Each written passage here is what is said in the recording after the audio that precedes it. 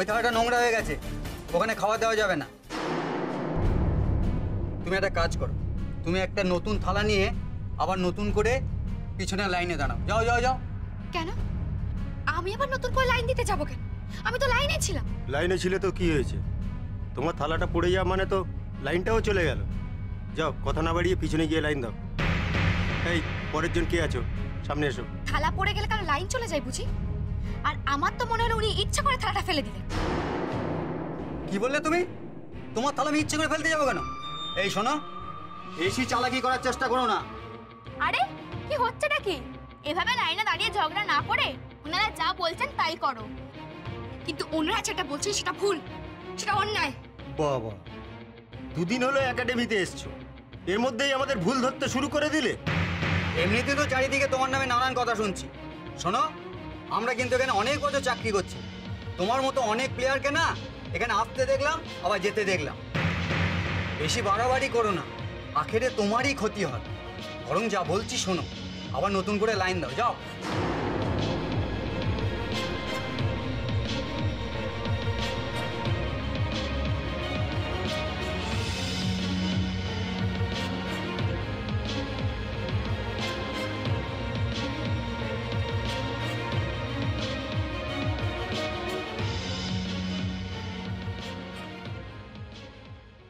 থাকবে, আমি বরং আবার নতুন করে লাইন দিই। এমনিতে এখানে আসার পর থেকে একটা না একটা ঝামেলা লেগেই রয়েছে। কাল ওরা নিজেদের ভুল রাখতে কিভাবে স্যারকে ঘাত ধাক্কা দিয়ে বের করে দিল একাডেমি থেকে। আজকে আবার যদি ওই ব্যাপারটা নিয়ে ইস্যু তৈরি হয়, আর তার কোপ যদি পড়ে গিয়ে স্যারের ওপরে, না না থাক, এই সামান্য ব্রেকফাস্টের লাইনে দাঁড়ানো নিয়ে ওদের সাথে ঝামেলা করে লাভ নেই। আর তাছাড়া সবারই তো খিদে পেয়েছে, আমার জন্য তো অন্যদেরও খেতে দেরি হয়ে যাচ্ছিল। উফ বাবা, আমারও যা খিদে পেয়েছে। 30 পাক দৌড়েছি মাঠের চারপাশে, পেটে একেবারে ছুঁচোয় ডন দিচ্ছে।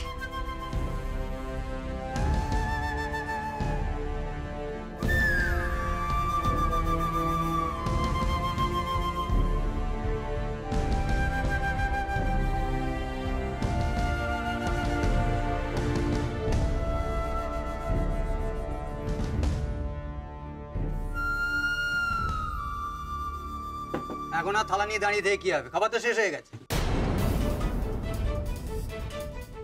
কি খাবার শেষ হয়ে গেছে মানে? আমি তো এখনো খেলামই না। আরে শেষ যে হয়ে গেছে তা তো দেখতেই পাচ্ছ, শুধু শুধু কথা বাড়াচ্ছ কেন? আপনারা হিসেব করে খাবার অ্যারেঞ্জ করেন না কেন? একজন প্লেয়ার খেলো না অথচ খাবার শেষ হয়ে গেল। আমার তো খুব খিদে পেয়েছে। খিদে যখন পেয়েছে আগে থেকে থালা নিয়ে লাইনে দাঁড়াওনি কেন? আবার এসেছে আমাদের হিসাব শেখাতে। এই তোমাদের বলছি শোনো, তোমরা কিন্তু তোমাদের সমস্ত খাবার খাবে, কোনো কিচ্ছু ফেলবে না, কাউকে দান ধানও করবে না। তোমাদের কিন্তু ডায়েট চার্ট মেনে খাবার দেওয়া হয়েছে, আর ঠিকঠাক না খেলে না তোমরা ভালো খেলতে পারবে না। মনে রাখে যেন কথাটা।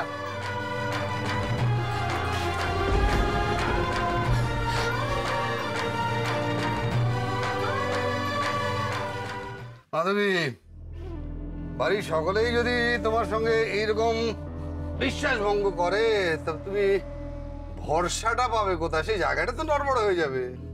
দেখো, যে তিস্তা সাত ছড়ে রাগ কাটতো না, সে এত বড় আসপর্দা পায় কোত্থেকে আমি ভেবে পাচ্ছি না।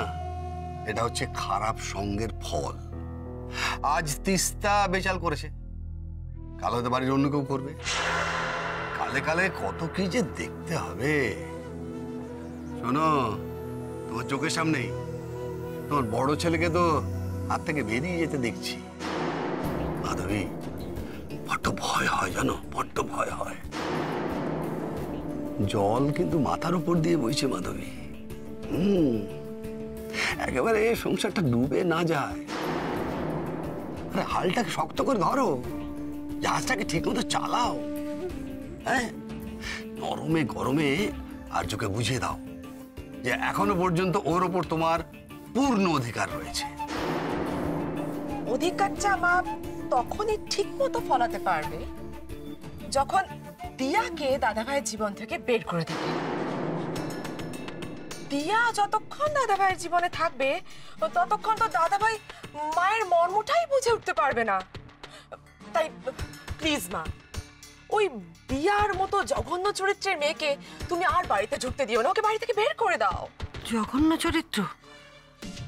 কিন্তু আর্য যে বলল দিয়ার কোনো দোষ নেই, ও মদ খাওয়ার অভিনয় করেছে, আর যা যা খারাপ কথা বলেছে সেগুলো সব ওর বানানো। আমরা তো সবাই সেটা নিজের চোখে দেখেছি। মা, দিয়া সবটা এত কনভিন্সিং ওয়েতে করেছে যে আমার কিন্তু একবারও দেখে মনে হয়নি যে ও অভিনয় করেছে। তাছাড়া তুমি জাস্ট একবার ভেবে দেখো, বয়ফ্রেন্ড থাকার কথা, ড্রিঙ্ক করার কথা, ও কি করে এত বুঝিয়ে বলল? আর তাছাড়া দাদা ভাইকে তো বুঝিয়ে বলতেই পারে যে ও যা কিছু করেছে, যা কিছু বলেছে সবটা বানানো। তার মানে তো এটা নয় যে দিয়ার কোনো অতীত থাকতে পারে না। কেই বা বলতে পারে বলো যে দাদা ভাই যেটাকে অভিনয় বলে মনে করেছিল সেটা হয়তো উত্তেজনার বশে দিয়া সমস্ত কিছু সত্যি কথাই বলে দিয়েছে, ওর জীবনের গোপন কথা। আর সেদিক থেকে দেখতে গেলে তো দিয়ার সম্পর্কে আমরাই বা কতটুকু জানি বলো মা? মাধবী, আরেকটা ব্যাপারে আমার মনটা খুব খুঁতখুত করছে জানো। দেখো, যে মেয়ের এত ভালো অভিনয়ের ক্ষমতা, সে যে আমাদের সঙ্গে অভিনয় করছে না তার কি কোনো প্রমাণ আছে? হ্যাঁ, আর দেখো, বাবা হিসেবে আমিও তো চাই আর্যর বিবাহিত জীবনটা সুখের হোক। হ্যাঁ, কিন্তু এই নাটুকে মেয়ের সঙ্গে কি ও সারাটা জীবন সুখে জীবনযাপন করতে পারবে? ঠিক বলেছো তোমরা, ওই মেয়ের সঙ্গে আমার আর্য কিছুতেই সুখী হতে পারবে না। এবার তোমরা দেখে যাও, আমার আর্যর ভালোর জন্য আমি ঠিক কি কি করি।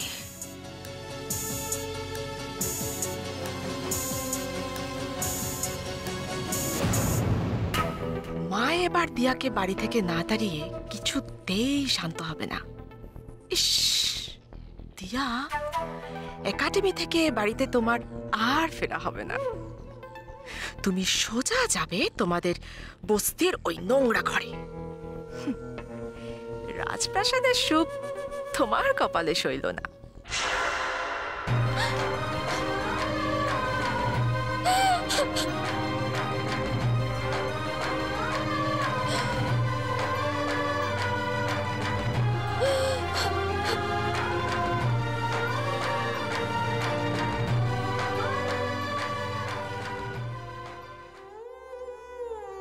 এই নাও, ধরো, খেয়ে নাও। ও স্যার, আপনি আমার জন্য খাবার এনেছেন? আমার না ভীষণ খিদে পেয়েছিল।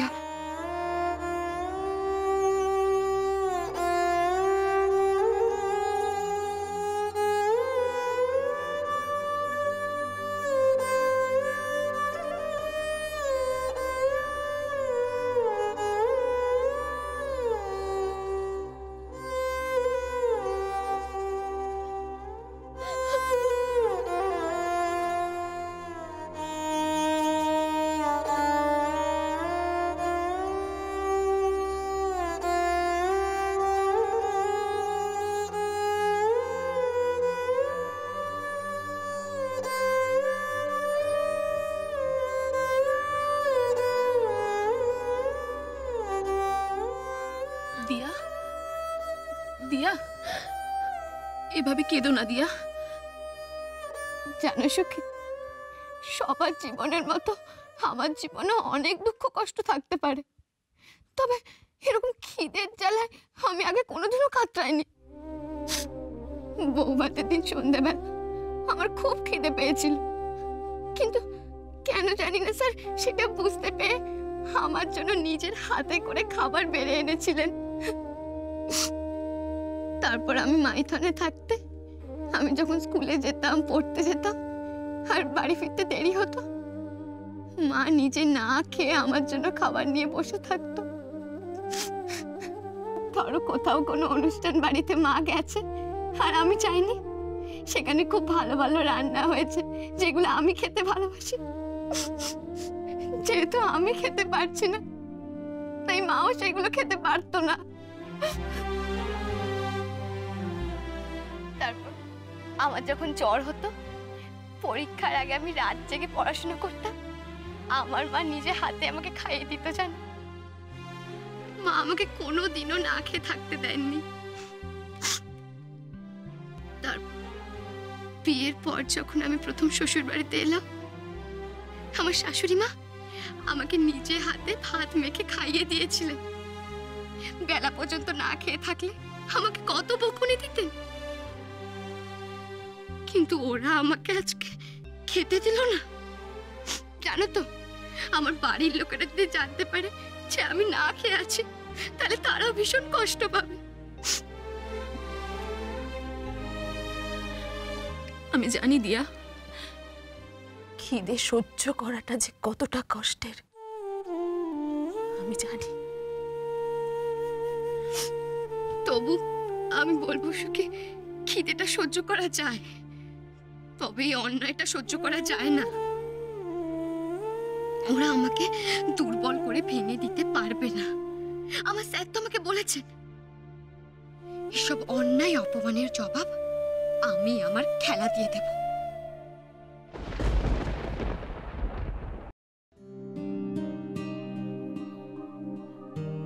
এই নাও, এটা খেয়ে নাও। এগুলো তুমি কোথা থেকে পেলে? এত প্রশ্নে তোমার কি দরকার? তুমি তাড়াতাড়ি এটা খেয়ে নাও। নাও। আমি বুঝেছি সুখী, তুমি এগুলো তোমার ভাগের খাবার থেকে এনেছো তো। আচ্ছা, তোমাকে তো তোমার ডায়েট চার্ট ফলো করতে হবে নাকি? তুমি যদি তোমার ভাগের খাবার থেকে আমাকে এগুলো দিয়ে দাও, তাহলে তুমি নিজে কি খাবে? আমি তো খুব গরিব ঘরের মেয়ে দিয়া, এই সমস্ত বড় লোকে খাওয়া দাওয়া আমি এর আগে কোনোদিনও খাইনি। জানো দিয়া, এমন কতদিন গেছে যখন ঘরে চাল নেই, অথচ বিকেলে ব্যাডমিন্টনের টুর্নামেন্টে ফাইনাল ম্যাচে জিততে পারলে প্রাইজে ওরা টাকা দেবে,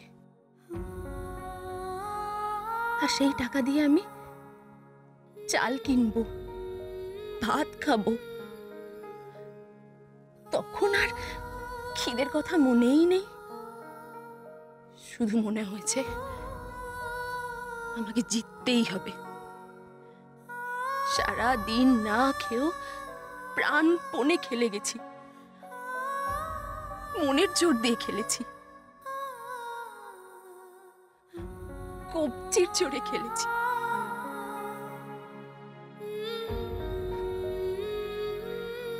ও আমার অভ্যেস আছে দিয়া, তুমি ভেবো। তুমি এখন হাঁ করো তো, খেয়ে নাও। নাও। यारो दोस्ती बड़ी ही हसीन, আমি একা না, তুমিও খাবে। तो क्या फिर बोलो ये जिंदगी है, कोई तो हो राज़दार, बेगरज तेरा हो यार, कोई तो हो राज़दार।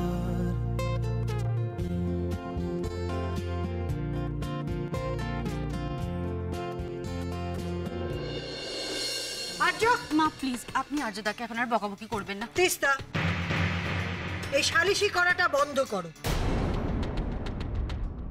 এখন তো দেখছি আর্যর ভালো মন্দ আজকাল আমার চেয়ে তুমি বেশি বুঝতে শুরু করে দিয়েছো। নিজের কথা ভাবো। তোমাকে তো সংসারের অনেক দায়িত্ব দিয়েছি, এখন তো মনে হচ্ছে সেই সব দায়িত্ব পালন করার মতন মানসিক অবস্থা তোমার নেই। আগে নিজের কথা ভাবো, তারপর অন্যের কথা ভাববে, বুঝেছো? হ্যাঁ, যে কথা বলছিলাম আর্য, আমি দিয়ার সম্পর্কে একটা সিদ্ধান্ত নিয়েছি। সিদ্ধান্ত? কি সিদ্ধান্ত মা? বলছি অত তারা কি মা, আজ তো দীপান্বিতা কালী পুজো। প্রত্যেক বছরের মতন এবারও রাত্রির বেলায় অলক্ষ্মী বিদায়ের পুজো হবে। প্রত্যেকবার পুজোর সমস্ত আয়োজন তো তিস্তা করে, এবার আমি চাই এবারের পুজোর সমস্ত আয়োজন দিয়া করবে, এ বাড়ির বড় বউ।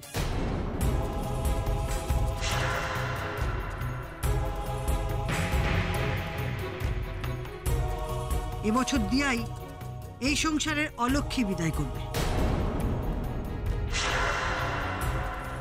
সত্যি এই মহিলাকে দিয়ে যদি একটা কাজ হয়, শিখিয়ে দিলাম এক কথা বলতে, আর এসে বলল আর এক কথা। আমি তো ভাবলাম মাধবী ওর কাছ থেকে সংসারের সমস্ত দায়িত্ব কেড়ে নিয়ে ওকে বাড়ি থেকে বার করে দেবে, আর সেই সুযোগে আমি তৃণাকে আবার এ বাড়িতে নিয়ে আসবো আর্যর বউ করে। Really really disgusting.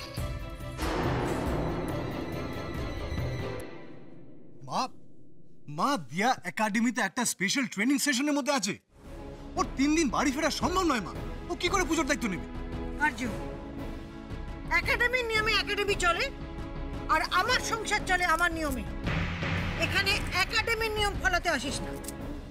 একটা কথা পরিষ্কার করে শুনে রাখ, আজ যদি দিয়া এ বাড়িতে এসে পুজোর আয়োজন না করে, তাহলে আজ এ বাড়িতে পুজো হবে না, কোনো প্রদীপ জ্বলবে না, কোনো বাজি পোড়ানো হবে না, এমনকি মেঘ বৃষ্টিকে আমি বাজিতে হাত পর্যন্ত দিতে দেবো। মা তুমি কেন অবুঝের মতো কাজ করছো? কেন তুমি বুঝতে চাইছো না মা? ঠাম্মি, আম্মা তোমরা একটু মাকে বোঝাও না প্লিজ। কি হলোটা কি বৌমা? হ্যাঁ, তোমার জন্য তো দেখছি এখন পুজো পার্বণ সব লাটে উঠতে বসেছে। কালী পুজোর দিন বাড়িতে একটা প্রদীপ জ্বলবে না, এবার কিরকম অলক্ষণে কথা।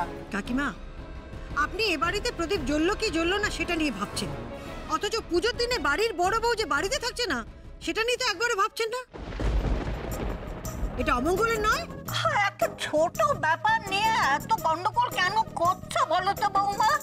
বড় ভাই তো বলছে যে বড় নাথ বইয়ের কি একটা ট্রেনিং আছে, সে আসতে পারবে না।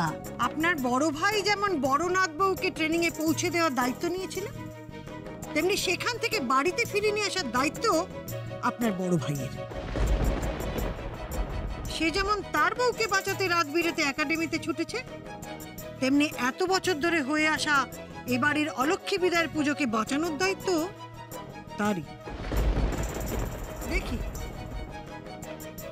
বাড়ির বড় ছেলে হিসেবে আপনার বড় নাতি ঠিক কতটা দায়িত্ব পালন করে। সে যেমন দিয়ার কোনো অমঙ্গল হতে দেবে না, তেমনি আশা করি আমাদের সংসারেরও কোনো অমঙ্গল হতে দেবে না।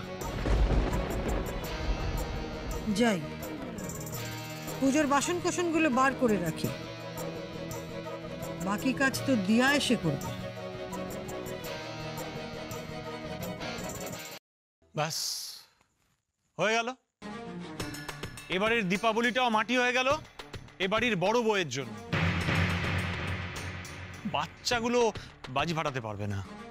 আচ্ছা, তোর বউয়ের জন্য আমাদের বাড়ির আর কাকে কাকে কি কি সাফার করতে হবে বলতে পারিস? দেখ রক্তিম, দিয়া এমন একটা সিচুয়েশনের মধ্যে আছে যে থাক থাক থাক, তোকে আর তোর বউয়ের হয়ে সাফাই গাইতে হবে না। আমারই ভুল হয়েছে তোকে প্রশ্নটা করা। আমি একটা জিনিস খুব ভালো করে বুঝতে পেরে গেছি, এবার থেকে আমাদের নিজেদের আনন্দের দায়িত্ব নিজেদেরকেই নিতে হবে, আর আমাদের আনন্দ যাতে কেউ মাটি করতে না পারে সেদিকেও কড়া নজর রাখতে হবে।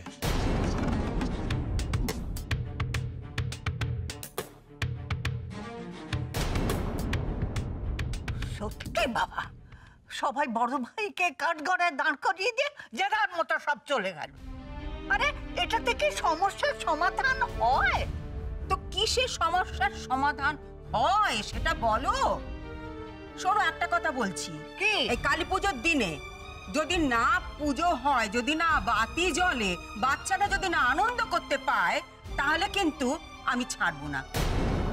আমার তো উপোস থাকবেই, আমি কিন্তু একটি ওষুধও পেটে দেব না, বলে দিলুম। হ্যাঁ আম্মা, এসব তুমি কি বলছো? আমার যা বলার আমি বলে দিয়েছি, এবার তোমার যা করার তুমি করো। এই যে ওমা তো চলে যাচ্ছিস কেন?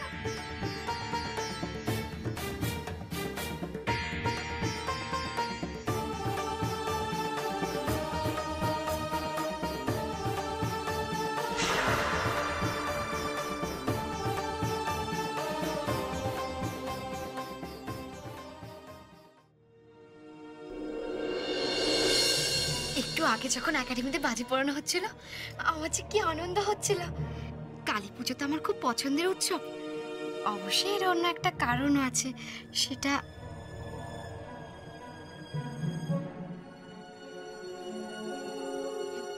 বিয়ের পর এটা তো আমাদের প্রথম দীপাবলি।